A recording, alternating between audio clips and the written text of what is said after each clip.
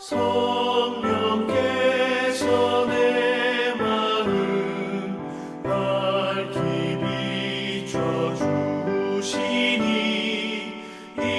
인도하심 따라서 주만 의지합니다.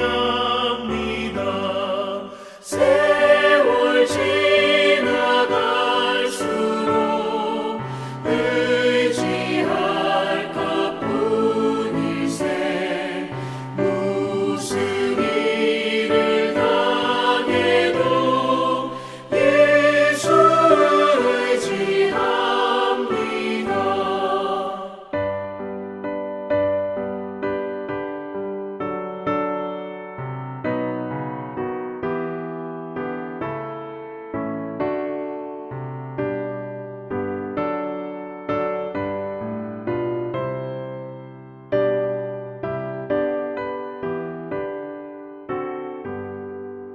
밝을 때의 노래와 어두울 때의 기도로 위태할 때 도움을 주께 간구합니다. 세월 지나갈수록 의지할 것뿐이세. 무슨 일을 당해도 예수 의지합니다. 생명 있을 동안에 예수 의지합니다. 천국 올라가도록 의지할 것뿐일세. 세월 지나갈수록 의지할 것뿐일세. 무슨 일을 당해도 예수 의지합니다. 오늘 하나님의 말씀은 사무엘상 17장 12절에서 27절까지 말씀입니다. 다윗은 유다 베들레헴 에브라 사람 이세라 하는 사람의 아들이었는데, 이세는 사울 당시 사람 중에 나이가 많아 늙은 사람으로서 8 아들이 있는 중 그 장성한 세 아들은 사울을 따라 싸움에 나갔으니, 싸움에 나간 세 아들의 이름은 장자 엘리압이요, 그 다음은 아비나답이요, 셋째는 삼마며, 다윗은 막내라. 장성한 세 사람은 사울을 따랐고, 다윗은 사울에게로 왕래하며 베들레헴에서 그의 아버지의 양을 칠 때 그 블레셋 사람이 40일을 조석으로 나와서 몸을 나타내었더라. 이새가 그의 아들 다윗에게 이르되, 지금 네 형들을 위하여 이 볶은곡식 한 에바와 이 떡 10덩이를 가지고 진영으로 속히 가서 네 형들에게 주고, 이 치즈 10덩이를 가져다가 그들의 천부장에게 주고, 네 형들의 안부를 살피고 증표를 가져오라. 그때 사울과 그들과 이스라엘 모든 사람들은 엘라 골짜기에서 블레셋 사람들과 싸우는 중이더라. 다윗이 아침에 일찍이 일어나서 양을 양 지키는 자에게 맡기고 이새가 명령한 대로 가지고 가서 진영에 이른즉 마침 군대가 전장에 나와서 싸우려고 고함치며, 이스라엘과 블레셋 사람들이 전열을 벌이고 양군이 서로 대치하였더라.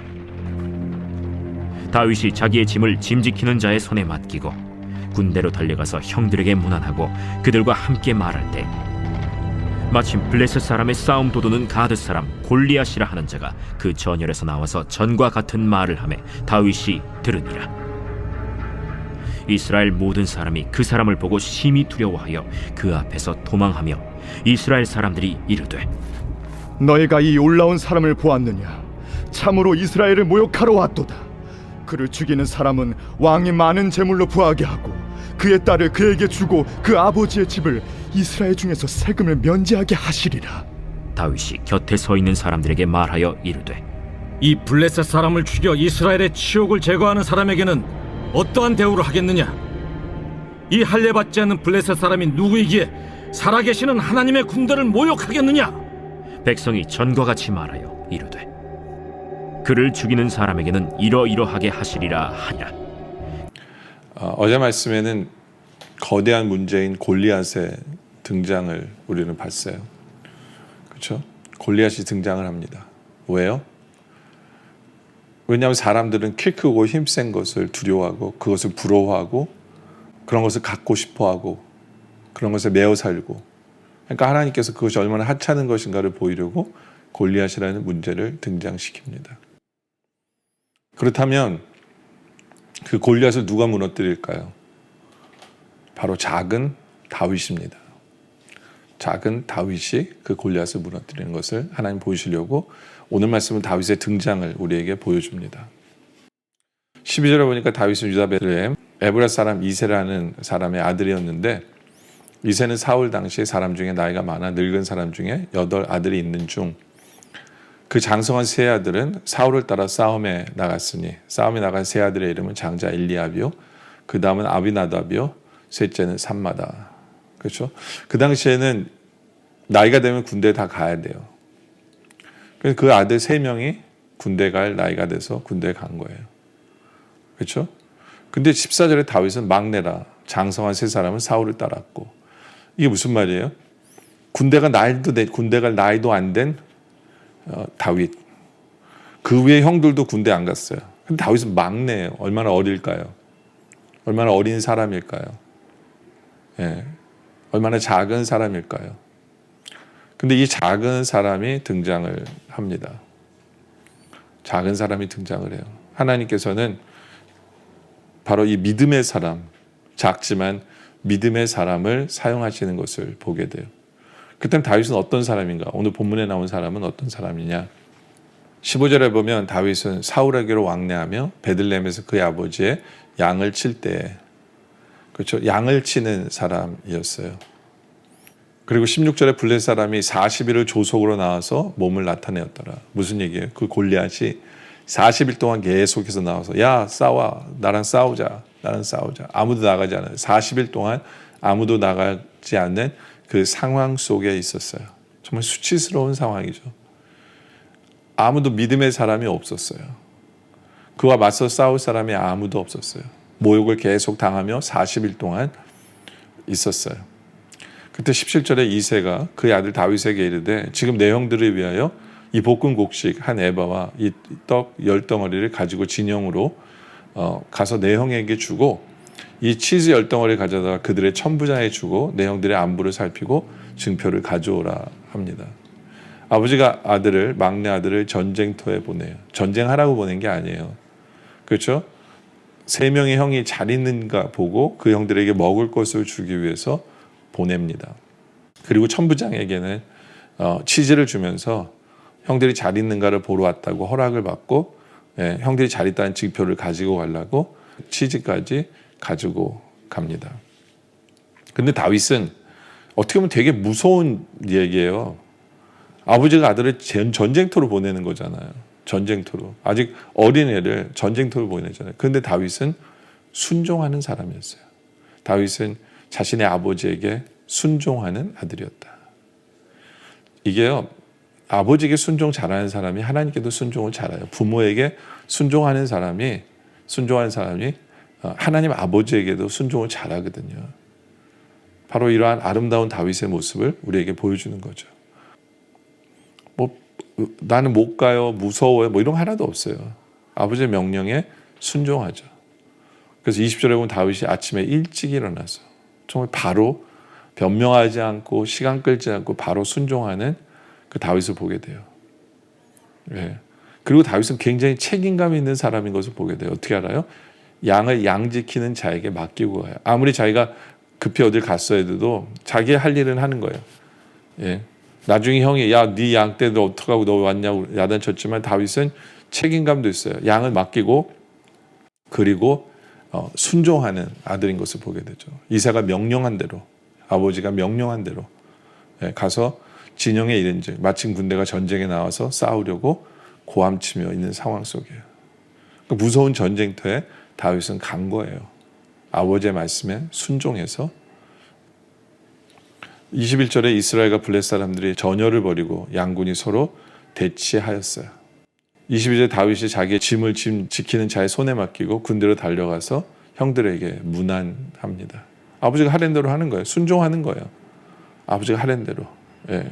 그래서 23절에 그들과 함께 말할 때 마침 블레셋 사람의 싸움 도두는 가드 사람 골리앗이라 하는 자가 그 전열에서 나와서 전과 같은 말을 하매 다윗이 들어요. 다윗이 듣습니다. 40일 동안 똑같은 소리 들었던 그 소리를 이제 다윗이 들어요. 근데 다윗은 듣고 다른 모습을 보여주죠. 뭐예요?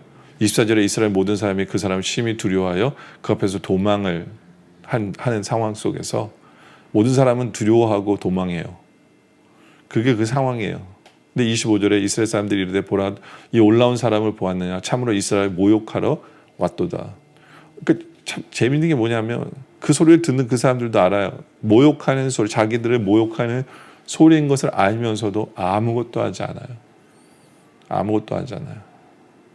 그리고 이들의 관심은 뭐냐면 이들은 그런 얘기를 해요. 그를 죽이는 사람은 왕이 많은 재물로 부하게 하고 그의 딸을 그에게 주고 그 아버지의 집을 이스라엘 중에서 세금을 면제하게 하시리라. 엉뚱한 데 관심이 있어요. 저걸 무찌르는 게 아니라 저 사람 무찌르면 뭐를 주는 거에는 관심이 있어요. 근데도 자신이 없는 거예요. 엉뚱한 데 관심이 있고 엉뚱한 세상 거에 관심이 있고 그러면서도 겁도 많고 두려워하고 안타까운 모습이죠. 그런 안타까운 모습 속에 있는 그들에게 26절에 다윗이 곁에 있는 사람들에게 말하 이르되 이 블레셋 사람을 죽여 이스라엘 치욕을 제거하는 사람에게는 어떠한 대우를 하겠느냐. 이게 무슨 얘기예요? 아무리 많은 대우를 주고 안 주고의 문제가 아니라는 거예요. 이건 대우를 받아서 나갈 문제가 아니라 아무 대우도 하지도 않아도 이건 나가서 싸워야 한다는 얘기예요. 왜요? 이 할례 받지 않은 블레셋 사람이 누구이기에 살아계신 하나님의 군대를 모욕하도록 이대로 내버려 두느냐. 이게 문제인 거거든요. 예? 다윗은 보상에 관심 없어요. 보상에. 예. 하나님의 영광이 걸린 문제, 그걸 가만히 있는다는 게 다윗은 말이 안 된다는 거예요. 이거는 하나님의 영광의 문제예요. 하나님의 영광의 문제거든요. 그러니까 다윗은 어떤 사람이냐면 어리지만 이 전쟁이 무슨 전쟁인가를 정확히 볼 수 있는 전쟁이에요. 어떤 욕심을 얻어내기 위한 전쟁이 아니라 이거는 하나님의 싸움이에요. 하나님의 영적인 싸움이고 하나님의 영광의 싸움이고요. 하나님의 영광을 무너뜨리려고 하는 자의 싸움이라는 것을 다윗은 정확하게 보고 있는 거예요. 이 정확하게 보고 있는 다윗이기 때문에 다윗은 가만히 있을 수가 없었어요. 가만히 있을 수가 없었어요. 예. 이 대적의 본질을 정확히 보는 거거든요. 그러다 보니까 다윗 안에 어떤 마음이 있었냐면 거룩한 분노가 일어나는 거예요. 거룩한 분노가. 여러분들 어떻게 다윗이 이길 수 있었을까요? 예? 다윗은 어떻게 이길 수 있었을까요? 바로 이 거룩한 분노예요. 하나님의 영광을 위해서 가만히 있으면 안 된다는 거예요. 하나님의 영광을 위해서 일어나야 된다는 거예요. 적이 뭔지를 정확히 알고요. 하나님의 영광을 가리려고 하는 하나님의 군대를 무너뜨리려고 하는 그들이 적이라는 것을 분명히 알고 그리고 왜 화를 내야 되는지, 왜 일어나야 되는지, 왜 싸워야 되는지를 정확하게 봤기 때문에 다윗은 승리할 수 있게 되어졌어요. 그런데 다윗이 이런 얘기를 하고 있는데 27절에 백성이 전과 같이 말하 이르되 그를 죽이는 사람에게는 이러이러하게 하시리라 하니라. 아직도 이들은 뭐에 관심 있어요? 엉뚱한 것에 관심 있어요. 하나님의 영광에 대해서는 관심이 없어요. 안타깝게도. 이게 이들의 문제다라는 거죠. 여러분들 우리는 다윗처럼 힘이 없고 작지만 하나님의 영광이 걸린 문제 앞에서는 하나님의 이름으로 일어날 수 있는 우리들이 되어지길 원해요. 그리고 부모에게도 순종하고 하나님의 말씀에도 순종하고 예, 정확하게 영적으로 적이 누구인가를 정확하게 보면서 그 적과 하나님의 이름으로 맞짱을 떠서 싸워서 승리하는 그렇게 승리를 간증할 줄 아는 우리 모두가 되어지시길 주님의 이름으로 축원합니다. 기도드리겠습니다. 아버지 하나님, 사랑의 하나님 아버지, 우리 앞에 거대한 적이 있습니까? 더 이상 두려워하지 않게 해 주시옵소서. 아무리 그 적이 크고 힘이 있을지라도 하나님보다 택도 안 되는 것을 깨달아 알고 우리는 아무리 작을지라도 오히려 그래서 하나님이 우리로 싸우기를 원하신다는 걸 깨닫게 하여 주시옵소서. 늘 부모에게 순종할 줄 알고 하나님 말씀에 순종할 줄 아는 우리들 되게 하여 주시옵소서. 늘 하나님 아버지 적이 누구인가를 정확히 분별할 줄 아는 우리들 되어서 하나님의 영광을 위해서 분연히 일어나 하나님 말씀하신 그 적과 담대하게 믿음으로 싸움으로 말미암아 승리를 간증하며 살아갈 줄 아는 우리 모두가 되게 하여 주시옵소서. 오늘 말씀에 감사드리며 계속된 기도 속에 함께 하셨길 바라며 예수님의 이름으로 기도드립니다. 아멘.